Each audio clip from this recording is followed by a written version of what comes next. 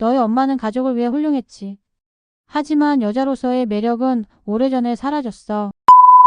30년간의 결혼 생활이 끝났다는 걸 처음 실감한 그날 밤, 남편의 휴대폰 화면에 번쩍 뜬 알림 때문이었습니다. 잘 들어갔어요. 오늘 너무 즐거웠어요. 오빠. 하트 이모티콘 하나가 화면 위에 떠 있었고, 저는 벌벌 떨리는 손으로 물컵을 식탁 위에 내려놓으며 최대한 침착하게 물었습니다. 여보, 이게 뭐야? 이 사람 누구야? 남편은 화면을 감추지도 않았습니다. 오히려 제 눈을 정면으로 바라보며 짜증 섞인 목소리로 말했습니다. 하다하다 이젠 휴대폰까지 훔쳐보냐? 나이 먹을수록 이상해진다, 넌.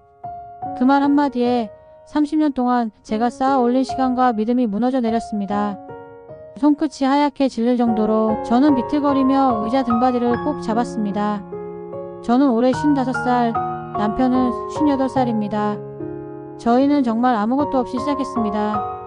새벽마다 시장에 나가 값이 떨어진 채소를 골랐고, 가스비가 모자랄 땐 전기장판 하나에 아이 셋과 저를 포개어 눕혔습니다.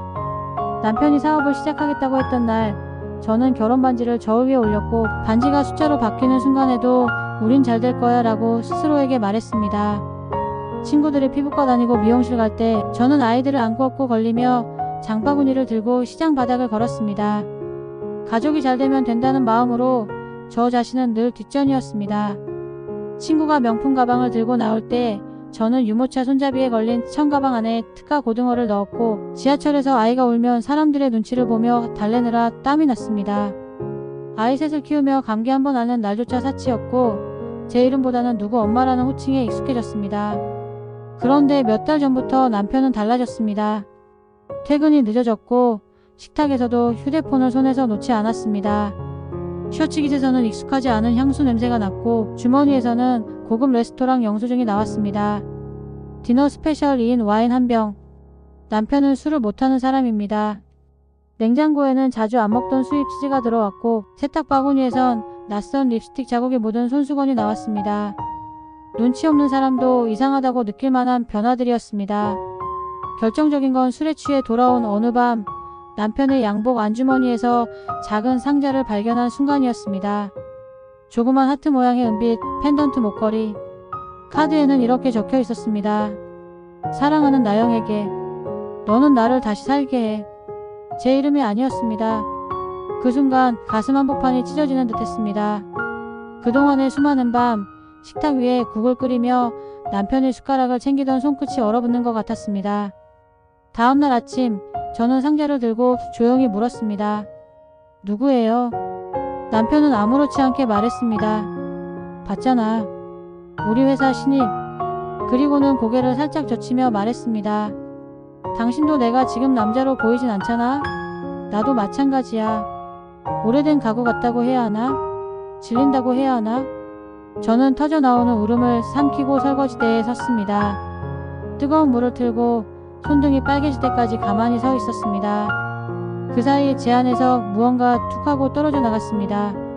마음 깊은 곳에 고이고 고였던 물이 갑자기 터지는 느낌이었죠. 마음 한편이 얼어붙는 것 같기도 했습니다. 아이들에게 사실을 알린 건 그 다음 주말이었습니다. 딸아이는 전화를 받자마자 물었습니다. 엄마, 무슨 일 있으세요? 저는 말했습니다. 너희 아빠에게 다른 여자가 있다. 주말에 아이들이 모두 집으로 모였습니다. 거실 테이블 너머로 5사람이 마주 앉았습니다. 딸아이가 먼저 물었습니다. 아버지, 사실이에요? 남편은 물을 한 모금 마시고 말했습니다. 그래. 인생은 길고 감정은 변한다. 너희 엄마는 가족을 위해 훌륭했지. 하지만 여자로서의 매력은 오래전에 사라졌어. 큰아들이 테이블을 주먹으로 내리쳤습니다. 그게 지금 엄마한테 할 말이에요. 딸의 눈가엔 금세 눈물이 맺혔습니다. 엄마가 누구를 위해 시간을 썼는지 정말 모르세요? 남편은 어깨를 으쓱했습니다. 남자도 사람이다.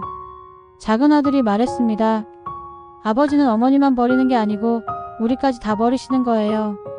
그날 밤 저는 결심했습니다. 울부짖으며 무너지는 대신 존엄을 지키는 방식으로 끝내겠다고요. 은행 앱을 열었습니다. 생소한 상호에 카드 결제 내역이 주기적으로 반복되고 있었습니다. 꽃집, 디저트바, 호텔. 저는 카드사에 거래 내역을 요청했고 날짜별 업종별로 정리했습니다. 호텔 멤버십 적립 메일도 저장했습니다. 남편 몰래 자동차 블랙박스 음성도 확인했고 대화 녹음을 수차례 저장했습니다. 어떤 날은 녹음 버튼을 누르기까지 온몸이 떨렸습니다. 아이들이 도와줬습니다. 큰아들은 엑셀 정리를 도왔고 딸아이는 녹취 파일을 날짜별로 정리해 USB에 담아주었습니다. 작은 아이는 엄마 힘내요라는 쪽지를 냉장고에 붙여두었죠. 그 상황이 너무 미안했지만 고마웠습니다. 가족의 모양은 무너졌지만 아이들은 여전히 제 편이었습니다. 변호사를 만났습니다. 저는 서류 뭉치를 내밀었고 변호사는 고개를 끄덕였습니다. 말씀만으로도 충분하신데 이렇게 정리가 잘 되어 있으면 훨씬 깔끔해집니다. 그 말에 저는 한숨처럼 고개를 끄덕였습니다. 상처를 날짜와 숫자로 번역하는 일. 눈물은 증거가 아니지만 그 눈물을 참고 견뎌낸 침착함은 판결문에 잉크처럼 남는다는 걸 알게 되었습니다. 남편은 점점 더 노골적이었습니다. 어느 날은 향초를 피우며 말했습니다. 얘가 이 향 좋아해. 저는 아무 말도 하지 않았습니다. 대신 30년치 가계부를 꺼냈습니다. 색칠된 달력, 자동이체 내역, 메모들. 아이가 병원비가 급할 땐 어디서 어떻게 메꿨는지 통장의 입출금 내역이 제 삶을 대신 말해주었습니다. 변호사는 말했습니다. 이 정도 기록이면 원고 측 기여가 구체적으로 인정됩니다. 특히 혼인 기간이 길수록요. 그 말이 제 손등에 굳은 살을 쓰다듬는 것 같았습니다. 누군가는 그걸 관리 실패라고 부르겠지만 법은 그걸 기여라고 불러줬습니다. 법정은 차가웠습니다. 남편 측 변호사는 말했습니다. 혼인관계 파탄의 책임은 원고에게도 있습니다. 자기관리 소홀, 부부관계 냉각. 제 변호사는 말을 끊고 증거를 내밀었습니다. 호텔 이용 확인서, 선물 영수증, 녹취록.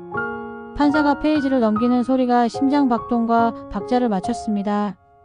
저는 무릎 위에 두 손을 얹고 말했습니다. 30년 동안 저는 제 삶을 가족에게 헌신했습니다. 반지까지 팔아가며 꿈을 미뤄가며. 그런데 남편은 저에게 이렇게 말했습니다. 넌 매력이 없다. 그게 잘못이다. 법정은 고요했습니다. 판사님이 제 눈을 바라보았고 저는 피하지 않았습니다. 남편이 고개를 숙이며 말했습니다. 판사님, 저도 사람입니다. 감정이 변하는 걸 어쩌겠습니까?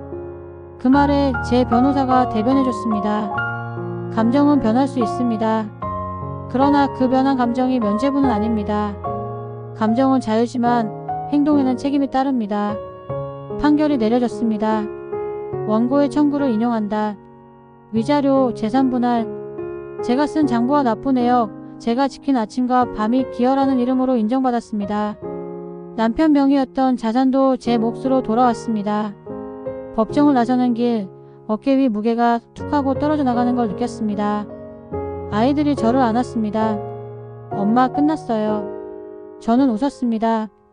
끝이면서 동시에 시작이라는 걸 알고 있었으니까요. 제 이름으로 입금된 재산분할금을 확인한 날, 저는 작지만 안전한 아파트로 이사했습니다.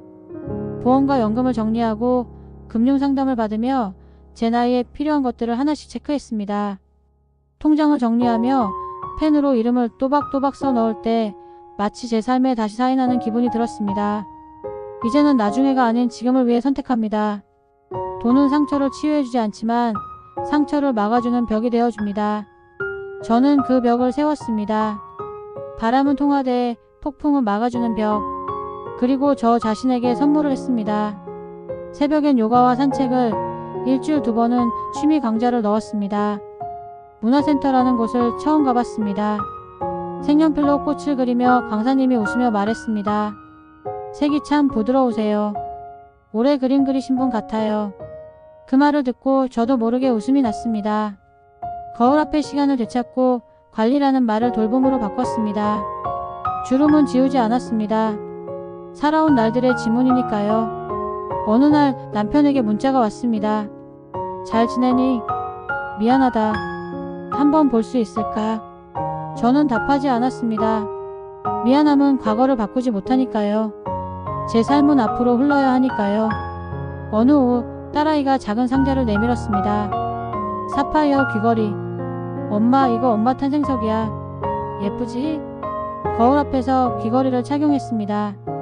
주름진 제 눈가에 빛이 번졌고 그 빛이 좋았습니다.